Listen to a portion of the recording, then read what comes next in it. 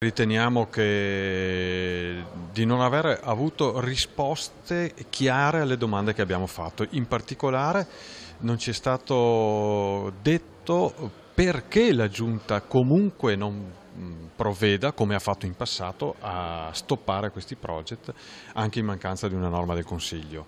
E poi perché vogliamo sapere quali sono i costi e ad oggi non ci è stata data risposta. Quindi noi faremo sicuramente una manovra emendativa perché vogliamo maggior chiarezza, vogliamo sapere quali sono i costi e distinguere le responsabilità.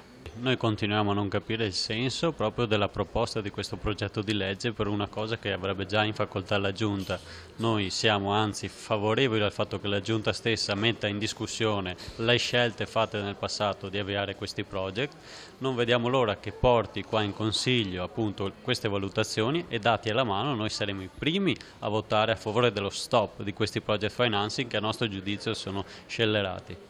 Semplicemente gli obiettivi dichiarati dal progetto di legge presentato alla maggioranza erano quasi totalmente condivisibili. Chiaramente poi le modalità con le quali arrivare a questi obiettivi non ci soddisfavano, o meglio avevamo bisogno di alcuni chiarimenti. Il chiarimento principale era se era proprio necessaria una legge del Consiglio regionale per fare delle attività che a nostro modo di vedere sono già possibili con l'impianto normativo attuale, quindi ci sembrava assolutamente pleonastico, abbiamo chiesto i chiarimenti, non li abbiamo avuti e quindi siamo usciti dall'aula.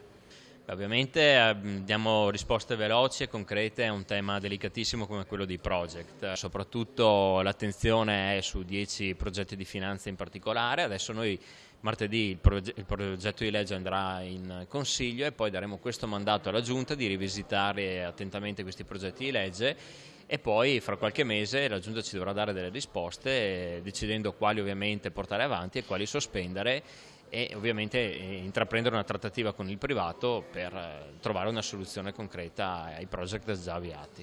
Questa è trasparenza perché soprattutto alla luce di quanto accaduto negli anni passati l'inchiesta della magistratura era giusto un intervento da parte del Consiglio regionale, ma soprattutto anche un discorso di economicità.